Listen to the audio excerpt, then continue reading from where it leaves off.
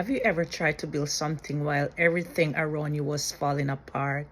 In Nehemiah 4, the people of God were building with one hand and holding a weapon in the other. This is just history. It's our spiritual blueprint. Welcome back to the Anchor Host platform. My name is Sister Latoya, and I am truly delighted and honored that you have chosen to journey with me today. Today we're going to be doing a comprehensive teaching into Nehemiah 4, and our teaching is titled, Don't Come Down. The enemy can't stop God's work. But before we get started, let's pray. Lord, the entrance of thy word gives light. I pray that as I open my mouth, that I will speak with boldness and clarity. Lord, I pray that I may not speak your word out of context, but Lord, I will speak what the Spirit has laid in my heart. Open our heart and our mind to receive your word, so that your word can be a lamp unto our feet and bring illumination to our path. In Jesus' name I pray. Amen. Are you ready to dissect God's work like an archaeologist, digging deeper into the hidden depths of God's word to uncover the truths that are hidden deep inside? So grab your Bible, your journal, and your faith. It's time to go deeper. We know that Nehemiah 4, it is a powerful chapter filled with timeless lessons on endurance, faith, and spiritual strategy. And we know that we are fighting enemy, we're fighting the devil that have been around longer than any one of us. So we have to be very strategic in our approach to him. And Nehemiah 4, we're starting at verse 1. But it came to pass that when Sanballat heard that we builded the wall, he was wroth and took great indignation and mocked the Jews. And this is not the first time in Nehemiah that Sanballat is being mentioned, because if you recall back in chapter 2, that was the first mention of Sanballat, Nehemiah 2, verse 9 and 10. Then I came to the governors beyond the river and gave them the king's letter. Now the king had sent captains of the army and horsemen with me. When Sanballat the Horonite and Tobiah the servant, the Ammonite, heard of it, it grieved them exceedingly that there was come a man to see the welfare of the children of Israel. So from the very start that Nehemiah came with the king's letter, that we see already that Sanballat and Tobiah, they are already opposing, because now they saw the children of Israel, they were feeble in their eyes, they were weak in their eyes, and so they have that power over them. So now they see Nehemiah as someone coming to oppose them, and they now consider him their enemy and a threat. So now we see that they already had received the letter that the king gave for Nehemiah to do the work on the house of the Lord. And hearing it state that when it came to pass that Sanballat heard that we builded the wall, he was wroth. And the name Sanballat, it means strength, a Moabite of Aroite. And the Moabites, if you recall, they were descendants of Lot, and the incestuous relationship between Lot and his first daughter. So Genesis 19 and verse 36 to 37, it sheds some light on who the Moabites were. So Genesis 19, give me a sec while I try to find it. Genesis 19 from 36 to 37. Thus were both the daughters of Lot with child by their father, and the firstborn bare a son and called his name Moab. The same is the father of the Moabites unto this day. So Sanballat, he is an opponent of Nehemiah, And when they returned from exile, we see that the goal of rebuilding the wall of Jerusalem, as we read earlier in Nehemiah 2, 9 and 10, and then also 19. So we'll just briefly go back over Nehemiah 2, 9 and 10. Then I came to the governor beyond the river and gave them the king's letter. Now the king had sent captains of the army and horsemen with me. When Sanballat the Ammonite and Tobiah the servant of the Ammonite heard of it, it grieved them exceedingly that there was come a man to seek the welfare of the children of Israel. And verse 19. And when Sanballat the Ammonite and Tobiah the servant, the Ammonite, and Geshem the Arabian heard it, they laughed us to scorn and despised us and said, What is this thing that ye do? Will ye rebel against the king? So from the very beginning, we see that Tobiah, Sanballat with his servant Tobiah, and it made reference that Tobiah was a Ammonite, and they were opposing Nehemiah from the very beginning. So they were wrought means to be hot, to be furious, to be burned, to become angry, to be kindled. So Israel enemy, majority of the time when you see make mention of Israel enemies in the Bible, it was those who are their blood relatives. So you see the Moabite, because Lot and Abraham, their Lot is Abraham is Lot's uncle, and you know the Moabite and the Ammonites, they are descendant of Lot and his daughter. So every time you see, majority of the time you see someone opposing Israel, unless sometime you see God send like a heathen king or somebody to come against them because of their disobedience. But we see majority of the time it was their blood relative that were fighting against them.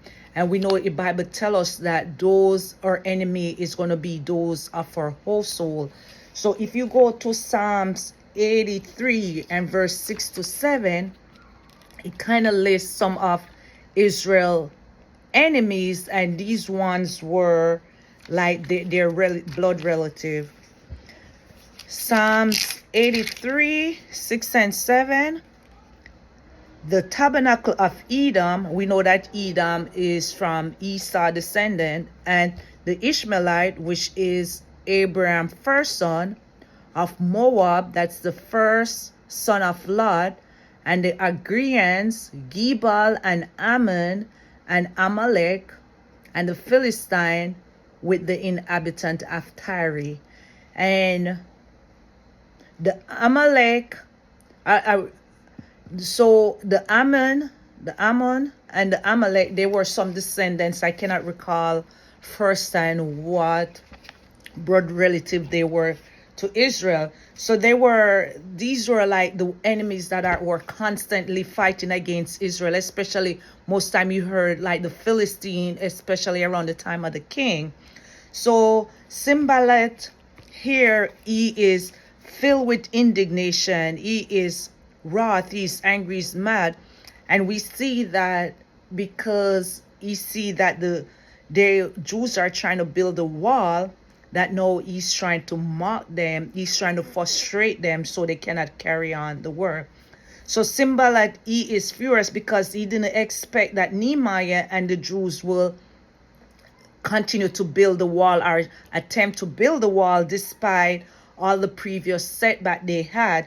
So they try to mock, they try to ridicule, they try to discourage the people from building the wall. So we can't let the enemy see your script, because when we see that in verse 2, verse 9 and 10, that when Nehemiah came back, it said he gave the letter to the governors.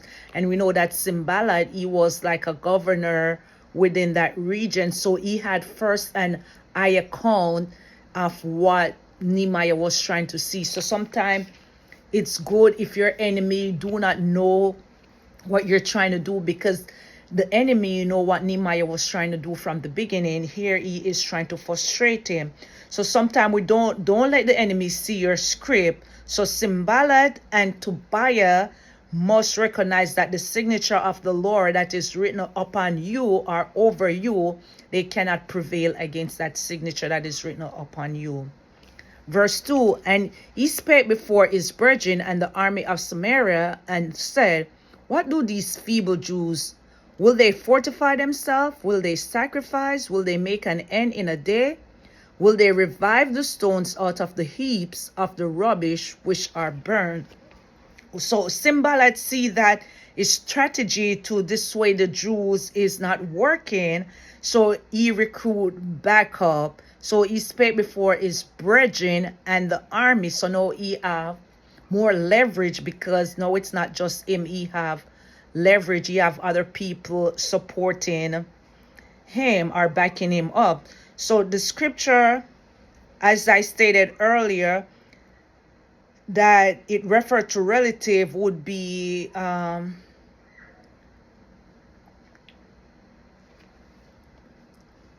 when it speaks use immediate family member, it's like kingship, those of the same tribe.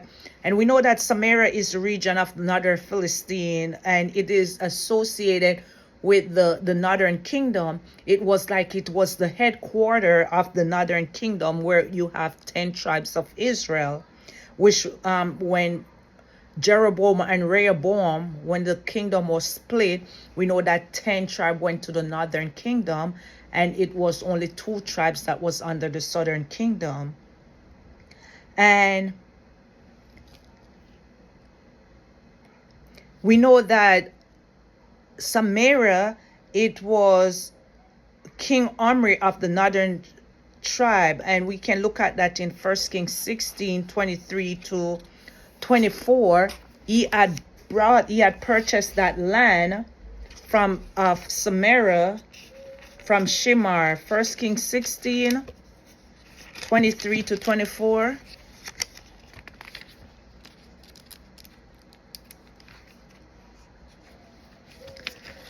In the 38th and first year of Ahaz, king of Judah, Asa, king of Judah, became Omri to reign over Israel. 12 years, 6 reigned he in Tirzah. And he bought the hill Samaria of Shimnar for 2 talents of silver, and built on the hill, and called the name of the city which he built after the name of Shimar, owner of the hill Samaria. So we see that Sanballat is trying to discourage Nehemiah and the builder through word, so they will not continue in their mission of rebuilding the wall. To fortify, when you fortify something, it's like you restore, you repair it, trying to bring it back to like the former way that it used to be. Because every time there is a war, that war destroys things, and after the wall is finished, we see most time, especially like when you read the book of Kings, when the walls were destroyed, like you see the kings, they would go back when God have given them rest, especially those kings that walk in the way of the Lord, or that which was right in the sight of God. When God have given them rest from their enemies, we see that was one of their strategy to go back and fortify those walls, those breaches that were destroyed. So in case that there's like another attack, they have done the necessary work. So when the enemy come back, it's not like they're an easy target. So they will fortify those cities to make them strong again. And now Tobiah the Ammonite was by him, and he said, even that which they build, if a fox go up, he shall even break down their stone wall. Tobiah the Ammonite is a descendant of Lot and his younger daughter, and we can see that in Genesis 19 and verse 38.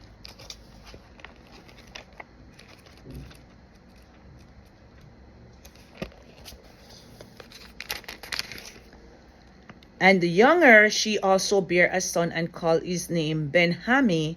The same is the father of the children of Amnon, unto this day. So as I stated, Israel's enemy are those blood relatives that are constantly fighting with them.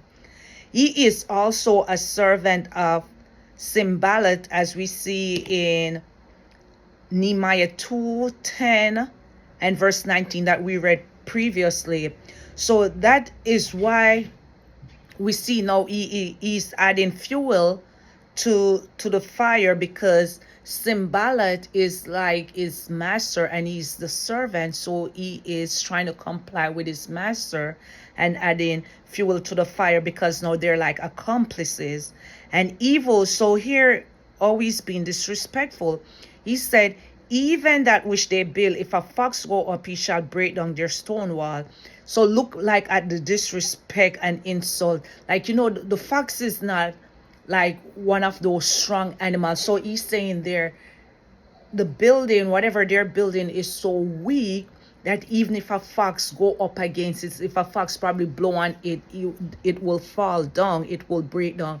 And we know that when you're building something, the foundation play a very important aspect, because if you're building a structure and the foundation is not sturdy, it's not strong enough, then when anything come, then it will destroy that foundation. And that's why we see in one of the gospel, it said, like the foolish man, he built his house upon the sand, and when the wind, when the storm, when the cares, when the things of life come against it, it fall, because it was built on a strong foundation. But he said the wise man built his house upon the rock, and you know that when something is built upon a rock, the rock is very sturdy. The rock is not easily to be destroyed. But when you build something on the sand, it doesn't have something stable enough to keep it in place.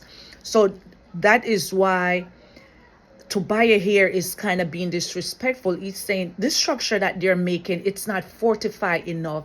It is not sturdy enough, that evil like a fox, he go up, he shall break down their stone wall. And this is kind of just like a metaphor he's using to just tell you about like the weakness within the structure that is not gonna sustain and be strong. So here instead, hear, O our God, for we are despised, and burn their reproach upon their own head, and give them a prey into the and of captivity.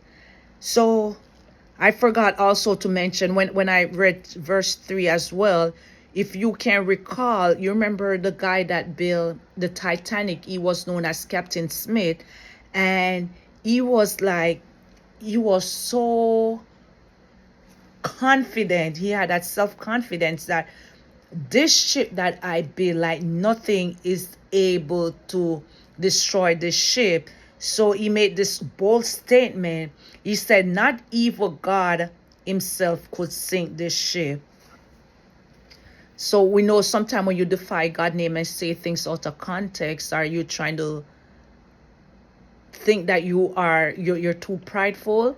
We see that sometimes God humble us.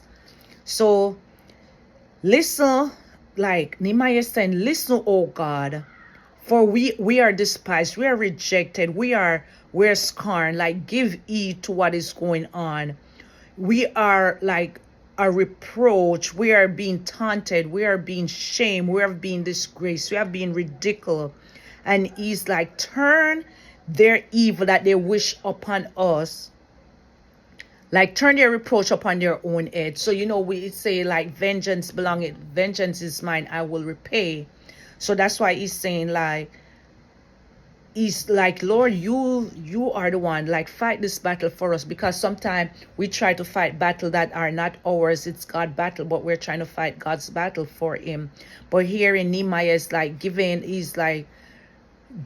this battle into the hand of the Lord for God to fight, like, and give them for a prey in the land of captivity. And if you also recall, he said, and cover not their iniquity, and let not their sin be blotted out from before thee, for they have provoked thee to anger before the builders. We know that, you remember in Psalms 35, when David was like, plead my cause, O Lord, with those that fight against me. Fight against them that fight against me. And sometimes when we're going through things like the enemy try to frustrate us, we don't try to take it upon ourselves. We try to give it into God's. And you can read the entire chapter, because this is a powerful prayer to pray against those enemy that are trying to frustrate you, those who are trying to oppress you, those who are trying to shame you. This is a powerful prayer to pray. And it said, plead my cause, O God, with them that strive with me. Fight against them that fight against me. I'm only going to read from verse 1 to 4. Take hold of shield and buckler, and stand up for my help. Draw out also the spear, and stop the way against them that persecute me. Say unto my soul, I am thy salvation.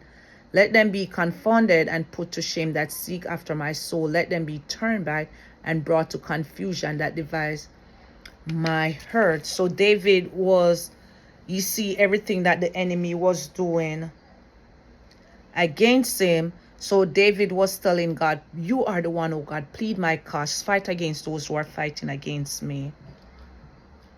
So build we the wall, and all the wall was joined together unto the half. Therefore the people had a mind to work.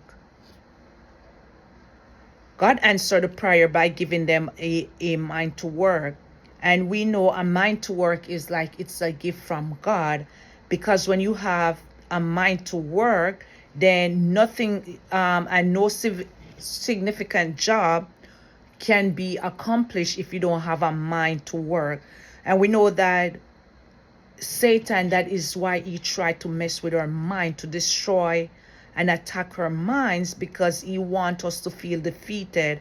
He wants us to be self-focused, to be discouraged. And it said that, like, there's this saying, say, whoever control the mind, control the narrative. Because if the enemy can creep doubt, if he can discourage us in our mind, then we already have become defeated. So we need to let this mind be in us, as Paul encouraged us in Philippians 2 verse 5. Let this mind be in you, which was also in Jesus Christ. Because we see that Jesus, because he had the mind of God, he was focused. He didn't get diverted, distracted, because he know what his plan or he know what his mission was. So who have believe or report, like when the enemy come up against you, like whose report are you going to believe? So that's why we need to have the mind of Christ in us. So we do not believe the lies, the deception that the enemy is trying to put in the way, but believe the report of the Lord our God. But it came to pass that when Sanballat and Tobiah and the Arabians and the Ammonites and the Ashdodites heard that the walls of Jerusalem were made up, and that the breaches began to be stopped, then they were very wroth. So they see that they are being working to try and prevent this work from going on, and they've been trying to frustrate the people. So now they see that the work is going on, that it even frustrate them more, because they tried before to dissuade the people, and they thought that would have put a stop to the work. But we see that the work was still going on. And conspire all of them together to come and to fight against Jerusalem and to enter it. So now they come, and it's like they take an assessment. They see that the work is going on. So now they join forces together to fight against Jerusalem and to enter it. Like, we know that the work of God, like oftentimes the enemy try to anger us. He tried to delay the progress that being made by God's people. And earlier when Sanballat, they were laughing and they were joking about, they were not worried, because they didn't know that the people would have such a mind to work. So we see, just like how he tried to put that he tried to confuse Eve, and God, after Eve actually eat the fruit that she wasn't supposed to eat, we see that God put enmity between the serpent seed and the seed of Eve. So because of that, it constantly kindled like this fight between the seed of the serpent and the seed of Eve, or the seed of the man, because we have to be able to choose who we're going to be serving. If it's God we're serving, we got to choose God. But we see that the enemy is always trying to defy the work of the Lord, and conspire all of them together to come and fight against Jerusalem and to enter it. So all of them together, and yet this was not unity, but it was like conspiracy. But whatever they tried to do, we see that it's united the people who were building the wall. And most time when you see like something is fighting against God will, it's like an antichrist spirit. It is going against the thing that are of God, because the anti-spirit want to push his own agenda, that he will receive the glory instead of God. So it's like it have this characteristic trait, that something that is fighting against God. Nevertheless, we made our prayer and unto our God, and set a watch against them day and night because of them. That's why the Bible tells us like we have to, Jesus tells us in Luke 21 and verse 36, like we have to watch and pray.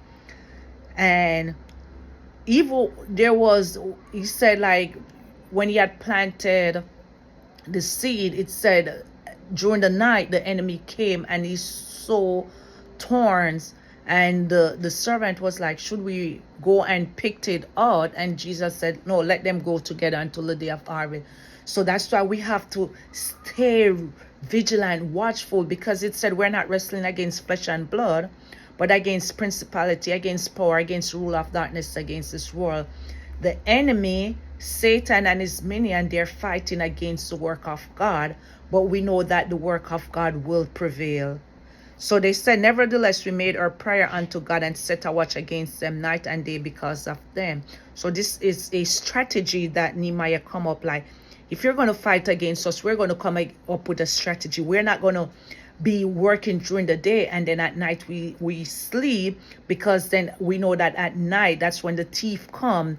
The thief don't come when people are sleeping, because then you'll be able to see them. That's why Jesus said, I must do the work of him at day, for the night cometh when no man can work. But the thief, they cometh when it's night, when there's no visibility. That's why people try to conceal things in the night. Even if you remember when Jesus was going to see Lazarus, and the disciples were trying to forbid him from going to see Lazarus because they were trying to kill Jesus, but Jesus said he'll go in the day, because when you're in the day, it's visible. You're able to like more distinguish your enemy. But at night, they can be hiding because your visibility is not that good and they can attack you. But in the day, your senses is more keen. And Judah said, the strength of the bearers of burden is decay, and there is much rubbish, so that we are not able to build a wall. And our adversaries said, they shall not know neither see till we come in the midst among them and slay them and cause the work to cease. So the adversary is like, we're going to do a sneak attack on them. We're going to approach them in a manner that they're not going to be able to see what is coming. And because of that, we'll come in the midst of them, because we're going to use this sneak tactics to come in the midst of them and slay them and cause the work to stop. And it came to pass that when the Jews which dwelt by them came, they said unto us 10 times from all places, when ye shall return unto us, they will be upon you. Like, so these Jews probably trying to dissuade them. So that's why we see that Nehemiah is taking quick and decisive action by setting up armed individual to be able to defend what they're building. So therefore set I in the lower places behind the wall, and on the higher places I even set the people after their family with their sword, their spears, and their bow. So Nehemiah, he recognized the tactics of the enemy, and that is why he positioned people to like counteract the enemy plot and attack against them. So he set them, and we know you can't just set them in one direction, because the enemy can attack you from various directions. That's why you need a 360-degree plan are a 360-degree decisive action plan. So if they attack you or they're coming in one direction, you can see them. So if you have a comprehensive coverage over the entire work that you're doing, where you have people stationed in every position, then you are able to see and be able to deter whatever plot the enemy have cast in the way. And I looked and rose up and said unto the nobles and unto the rulers and to the rest of the people, be ye afraid of them. Remember, be not ye afraid of them. Remember the Lord, which is great and terrible, and fight for your brethren, your sons and your daughter, your wives and your houses. Like, even though they're trying to be discouraged, you don't be afraid, because God is the one fighting your battle. So don't be afraid. Don't be discouraged. Have faith that God is with us. And remember the Lord, which is great and terrible, and fight for your family. This is what you're doing, you're fighting for your family, for your brethren, for your daughter, for your wives, for your houses, the things that the enemy is trying to destroy. That is what you're fighting again. Came to pass, when our enemy heard that it was known unto us, and God had brought their counsel to naught, that we return of us all to the wall, everyone unto his work. So you see, we can think we're hiding from God, but you see, God bring their counsel to naught, because they were there laughing, making fun, trying to discontinue the work of God. But because Nehemiah and the people, they believe in God, they prayed unto God, we see that God was able to bring their thing to naught, nothing. And it came to pass, from that time forth, that the half of my servant wrought in the work, and the other half of them at elbow, the spear, the shield, and the bows, and the arbergians, and the rulers were behind all the house of Judah. So Nehemiah is saying that this strategy that we came up with, this like decisive action, this counter attack, like, okay, we can't have everybody working if the enemy is so determined to like deter us from doing this work. So while some is working, we have some defending. And it said here that the arbergian, they were like breastplate of leather coat covered with thin plates of metal. And you know, all the Bible tells us, like, we have to put on the whole armor. So when you're doing a spiritual warfare, you're in spiritual battle, you have to be dressed from your head all the way down to your foot, got to be covered with the armor, because if you are not properly covered, then the enemy can throw darts at you from different directions. So when you have the full armor of God, the whole armor of God, then you're able to come against the defense of the enemy. They which builded on the wall, and they bear burdens with those that laid everyone with one of his hand and wrought in the work, and with the other hand held shield. So they were like, one hand they're doing the work, but the other one they have the tool or their weapon, that in case the enemy came, they were able to defend themselves. For the builder, everyone had his sword girded on his side, and so builded, and he that sounded the trumpet was by me. So here they have the watchman also, because the Lord, in Psalms 127, it said, except the Lord build a house, they labor in vain that built it. Except the Lord watch the city, the watchman watch it in vain. If you're doing something and God is not in the head of it, God is not the sole purpose in it, then it will come to fail. But here they have watchmen, and we know the watchman duty is, if he see an impending danger, he's going to sound that alarm, so the people are aware of the impending threat and danger. And as I said unto the nobles, and to the ruler, and to the rest of the people, the work is great and large, and we are separated upon the wall, one far from another. In what place therefore ye hear the sound of the trumpet, resort ye thither unto us, or God shall fight for us. So this is their defense. This is their strategy. If you hear the sound of the trumpet in a direction, go into that direction, because that's where we're going to fight, and the Lord is going to be the one to fight for us. So as I stated earlier, sometimes we're trying to fight battle that belong to God, but we're trying to fight it ourselves. But Nehemiah see that the enemy that he was fighting wasn't normal, and there was no way that they even probably have all the men or the manpower to fight against those army are the soldier that Sanballat have, so that's why they were relying on God instead of relying on themselves. For we labor in the work, and half of them held the spears from the rising of the morning till the stars appeared. Likewise, at the same time said I unto the people, let everyone with his servant lodge within Jerusalem, and in the night they may be a guard to us and labor on the day. So neither I nor my brethren nor my servant nor the men of the guard which follow me, none of us put off our clothes, saving that everyone put them off for washing. So we can see the care that they were doing building this house. Like, the only time we are not going to stop, we're not going to slow down till we actually accomplish this mission. Even though the enemy trying to frustrate us, even though the enemy try to discourage us, even though the enemy is fighting against us, we are going to continue fighting. We're going to continue building.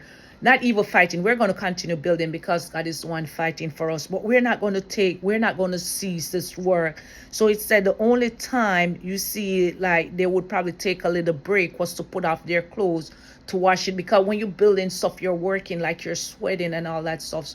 So they will take it off to clean it. So today, if you have any Sanballat in your life, any Tobiah, anyone in your life that is trying to frustrate you or trying to prevent you from doing what God is trying to do, we know that God is greater than any Sanballat we can face. He's greater than any Saul spirit we can face, any Tobiah spirit, any spirit that try to come against God people. God is greater than all those stuff, because we see that even the man who was born by those legion of spirit, when he saw Jesus coming, his eye was on Jesus. He didn't took his focus off what he was doing. As we see Nehemiah and the people, they didn't take their focus off the work that they were doing, because they know that God is fighting the battle for them. But they keep their eyes on the prize. They stand still, even though the enemy tried to discourage them. So in conclusion, Nehemiah 4 reminded us that whenever we set out to do God's work, opposition is inevitable. But Nehemiah didn't stop, so we didn't stop, because he who started a good work in us is able to complete it. He didn't fight back with insult. He responded with prayer, with strategy and unity. We see the same example King Hezekiah did when King Sennacherib was trying to frustrate him, and he was like, we're not going to answer him. So they took the matter to God, and it said that night an angel of the Lord came and slew like 185,000 soldiers of Sennacherib. So when your enemy is trying to frustrate you, just give it to God. Pray and leave it into the hand of God, because he can do what we can do. He will fight for us, because he is our defense, he is our shield, and he is our guide. But Nehemiah didn't stop. He didn't fight back with insult. He responded with prayer, strategy, and unity. The people work with tools in one hand and weapons in the other, showing us that God's people must be builders and warrior, because we know that we are constantly in a spiritual warfare, a spiritual battle. So we always got to be ready at all time, because we're soldiers in God's army. So we have to stay watchful, got to stay vigilant, we got to stay prayerful. And even though the enemy tried to intimidate us, we're not going to be intimidated, because when you're building what God has called you to build, the work will go on despite the enemy. I hope this message resonates with you. Just keep trusting in God. Believe that he is able to do far exceedingly above that which we can ask or think. And remember, the battle is not yours, it's the Lord. Remember that God loved you with an everlasting love. Stay blessed and have a wonderful day.